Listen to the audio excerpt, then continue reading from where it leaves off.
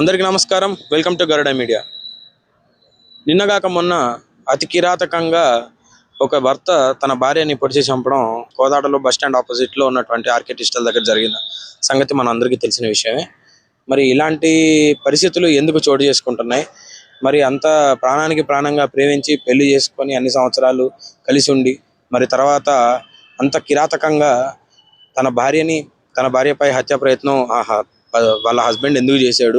పెళ్లి చేసుకుంటారు, ప్రేమించుకొని పెళ్లి చేసుకుంటారు అంటే బతకడానికే కానీ మరి చంపుకునేది ఇవన్నీ కూడా ఎందుకు ఇలా స్టార్ట్ అవుతున్నాయి అనేది కూడా ఒకసారి వాళ్ళని అడిగి తెలుసుకుందాం. అమ్మ, మరి మొన్న అంత ఘోరంగా అంత అట్లా ఆర్కిటెక్చర్ దగ్గర అంత కిరాతకంగా పొడి చంపారు కదా, మరి మీ అమ్మాయిని మీ వచ్చాక అమ్మాయిని చచ్చిపోయిందని పోలీసు వాళ్ళు వచ్చి ఇక్కడ గవర్నమెంట్ హాస్పిటల్ చేరిపారు. ఇక మేము స్టేషన్ కాడే ఉన్నాం. ఆ అబ్బాయి చంపి స్టేషన్ కి వెళ్ళిపోయిందంట.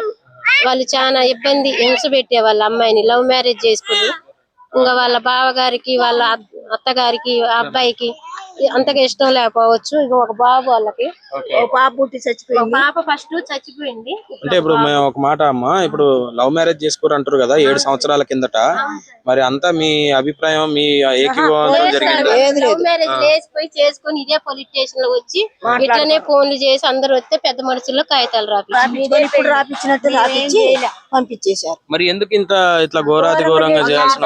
5 సంవత్సరాలు బానే ఉన్నారు. ఈ నుంచి సంవత్సరం తర్వాత నుంచి గొడవలు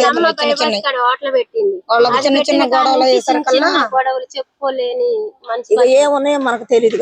చిన్న గొడవ ఇంటికి రాని వారం రోజులకి ఈ అమ్మాయికి ఇట్లా కావడానికి కారణం మెయిన్ వాళ్ళ అమ్మ అబ్బాయి అంతే. భర్త ఆ అబ్బాయి చచ్చినప్పుడు వెళ్ళినాం సార్. ఆ అబ్బాయి పుట్టినప్పుడు వెళ్ళినాం. ఈ రోజు చూసినాం ఆ పిల్లని మేము ఇంతవరకు చూడలేదు. అసలు అంటే ఇప్పుడు చేసుకున్నారు కదా పెళ్లి, తర్వాత అంతా బానే ఉన్నారు కదా, 6 సంవత్సరాల వరకు బానే ఉన్నారు అంటున్నారు కదా, మరి ఇంత కుటుంబం చంపుకునేంత వరకు అంత కిరాతకంగా నడి రోడ్డు మీద చంపే అంత సిచ్యువేషన్ ఎందుకు జరిగింది అసలు? అయితే అలాగనే ఒకసారి పోయాక పిల్ల వెళ్ళాక మంచిగా ఉన్నారు అందరూ. మంచిగా ఉన్నాక ఒక రోజు ఏం చేసిందంటే ఈ కళ్ళు కనపట్టలేదు పిల్లకి, వాడికి జ్వరం వచ్చింది. మా ఇంట్లో ఆ ఇంట్లోనే ఉంటుంది, బయటికి రావట్లా.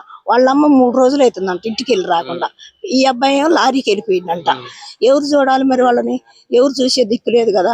అయ్యాక ఏం చేసింది, పిల్ల పక్కన వాళ్ళు వచ్చి ఏం చిరిచా నిన్నటి నుంచి లేవట్లేదని వచ్చి మాత్ర వేసి లేపారంట. లేపితే మంచి పోసి కూర్చుని టీ పోసి మాత్ర వేసారంట, జ్వరం మాత్ర. ఎన్నింటికి వచ్చిందంటే కరెక్ట్ గా 2:30కి మా ఇంటికి వచ్చేసింది అయ్యా, జగ్గేపేట.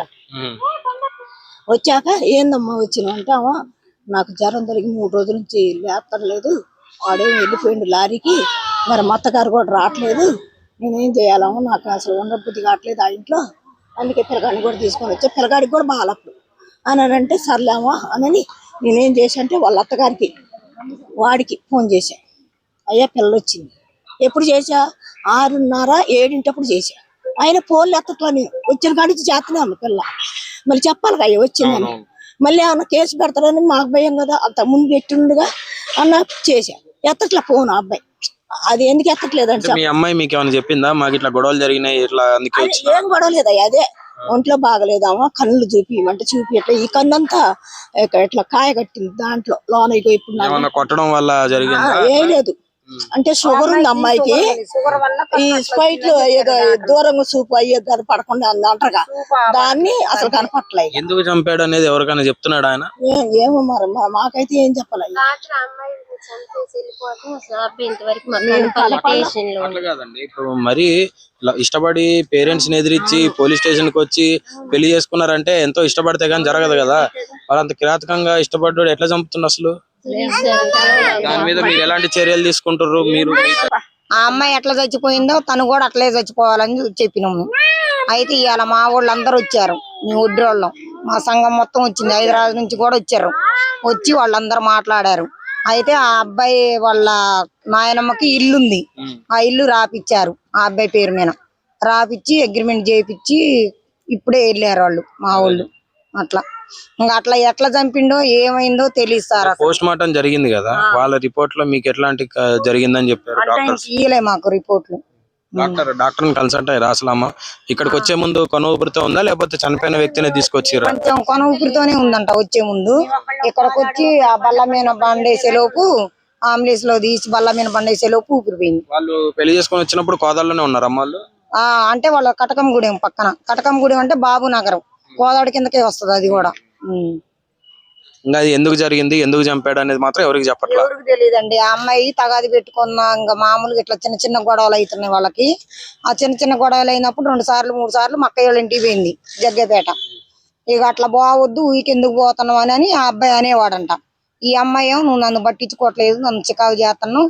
ఆ అబ్బాయి లారీ డ్యూటీకి పోతాడు. నువ్వు 15 రోజులు 20 రోజుల దాకా రావు, నాకు ఇంట్లో సెల్లు లేదు, సెల్లు కొని అన్నదంట. మొన్న సెల్లు కొనిచ్చి కళ్ళు చూపి అన్నదంట. అయితే నేను ఈసారి డ్యూటీ పోయి వచ్చిన తర్వాత కళ్ళు చూపిస్తా కానీ సెల్లు అయితే కొని అని అన్నాడంట. ఇంకా దానివల్ల ఆ అమ్మాయి కళ్ళు చూపించలేదని మా అక్కయ్య కాడికి పోయింది. ఇంకా వచ్చిన తర్వాత పోలీసు వాళ్ళు 2-3 సార్లు మరి ఏందమ్మా మాట్లాడుకుంటారా అది ఇది అంటే ఆ అమ్మాయి అన్నదంటగా, నాకు తను వద్దండి, నేను ఎవరికోళ్ళే విడివిడిగా ఉంటాం, నాకు ఆయన నచ్చట్లేదు, నేను పోను అండి అని చెప్పిందంట. సరే చెప్పిన తర్వాత సిఐ గారిని కలిసి మరి ఏంద్రా ఏందంటే, సరే సరే తర్వాత మాట్లాడతా, నేను డ్యూటీకి పోతున్నా అని చెప్పిండంట ఫస్ట్ సారి. మళ్ళీ తర్వాత రెండోసారి నా ఇంట్లో డబ్బులు తీసుకొని పోయింది 40,000, మరి డబ్బులు లేకపోతే మరి ఆ డబ్బుల కోసమని తనే కేసు పెట్టిండు మళ్ళీ రివర్స్ లో.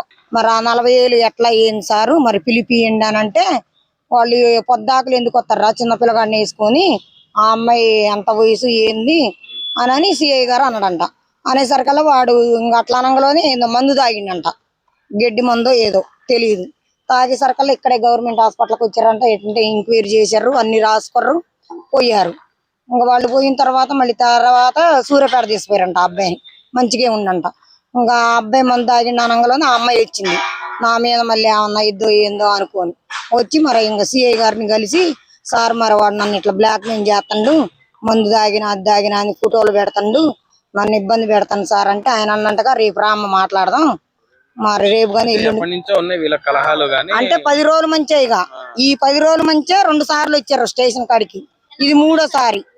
3వ సారికి ఇక తెగించి కత్తి తీసుకొని వచ్చి, అంటే ఆ మాత్రం కక్షలకి కత్తి తీసుకొని ఒక మనిషిని చంపేంత కక్ష. అయితే వాళ్ళకి లోన పోయి మాట్లాడుకొని వచ్చారంట. వాళ్ళు నిన్న ఫోన్ చేశారంట, మేడం ఎవరో ఆ అమ్మాయికి ఫోన్ చేసి, వాడు వచ్చి కేసు పెట్టి మమ్మల్ని టార్చర్ చేస్తున్న ఆ అమ్మాయిని పిలిపియండి అని, నువ్వు రామ్మ శిరీష ఒకసారి అని చెప్పారంట.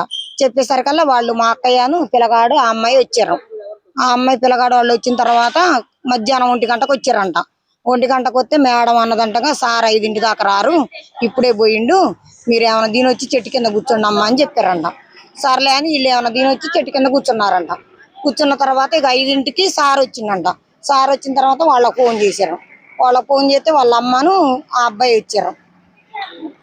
వాళ్ళ అమ్మను ఆ అబ్బాయి వచ్చిన తర్వాత ఇంకా వీళ్ళు వాళ్ళ అమ్మ బయటనే ఉంది, మా అక్కయ్య బయటనే ఉంది. వాళ్ళిద్దరే మొగుడు పెళ్ళాము పోయారు లోనకి పోయి సిఐ గారి కాడ మాట్లాడుకోరు. ఏందిరా ఏందని ఆ అబ్బాయిని గెద్దిచ్చారంట.